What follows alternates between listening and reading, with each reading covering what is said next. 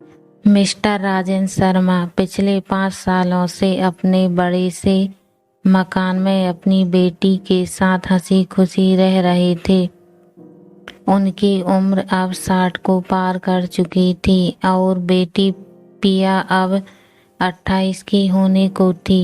उम्र को ध्यान में रखते हुए बेटी ने उनका सारा कामकाज अपने कंधों पर ले लिया था। पिया अपने हर काम में बहुत अच्छी थी, जितने अच्छे से वो अपने पापा, घर और उनके कारोबार का ध्यान रखती थी, कोई और शायद ही रख पाता। अगर राजेंद्र जी को कोई बेटा होता तो वह भी नहीं।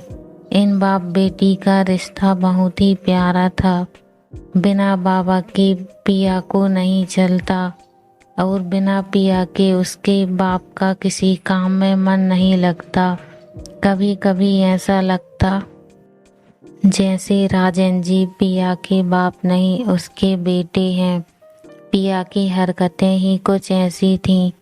बाबा को सुबह जल्दी उठकर जबरदस्ती वॉकिंग के लिए भेजना हो या छोटे बच्चों को जैसे दवाइयाँ पिलाते हैं वैसे ही पापा की दवाइयाँ उन्हें खिलानी हो। पिया का बर्ताव अपने बाबा के साथ बिल्कुल वैसा ही था जैसे किसी माँ का अपने बच्चे के साथ होता है। पिया के बाबा भी कुछ कम नहीं थे। जब जब पिया उन्हें दवाई खाने के लिए देती तो आधी दवाई खाते और आधी छुपा लेते, लेकिन पिया के नज़रों से नहीं बच पाते।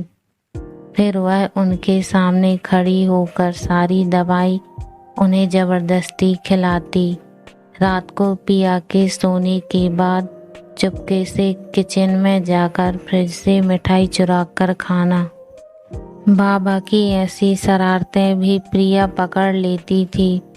पकड़े जाने पर बाबा पानी पीने का बहाना करते, लेकिन पिया उनको समझाती कि मिठाई आपके लिए हानिकारक है। बाबा को याद दिलाती कि पिछली बार उनका शुगर लेवल कितना बढ़ गया था। अपने ही घर में अब मैं मिठाई भी नहीं खा सकता।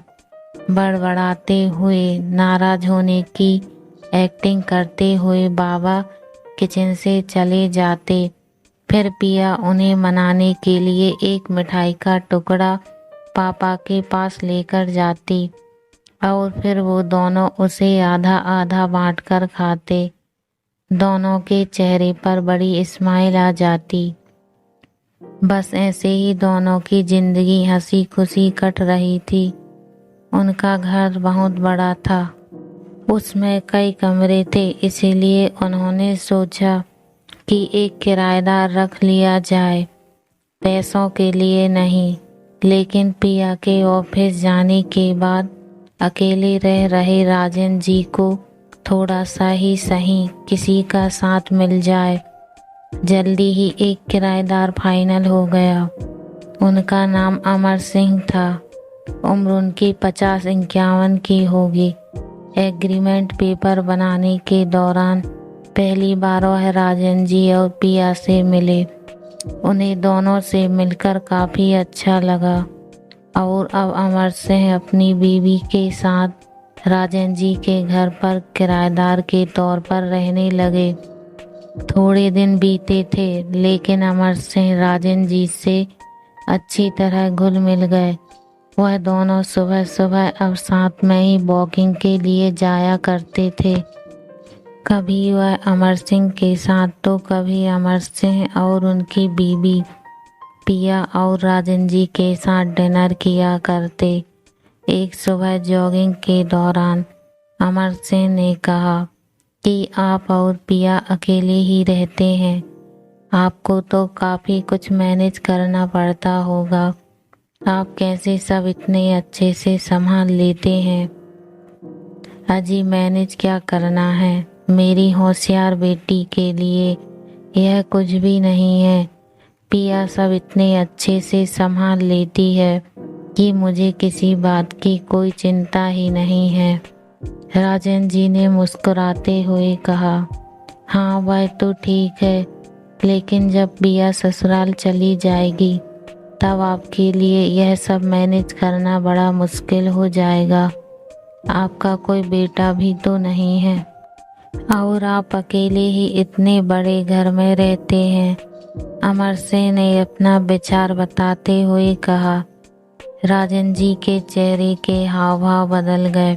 वह अमर सिंह से कुछ कहना चाहते थे लेकिन नहीं कहा और बात बदलने के लिए उनसे पूछा, खैर वो सब जाने दीजिए, आपके कितने बच्चे हैं? अमर सिंह ने छाती चौड़ी करते हुए कहा, मेरे 2 बच्चे हैं, दोनों ही लड़के हैं और दोनों ही अमेरिका में रहते हैं।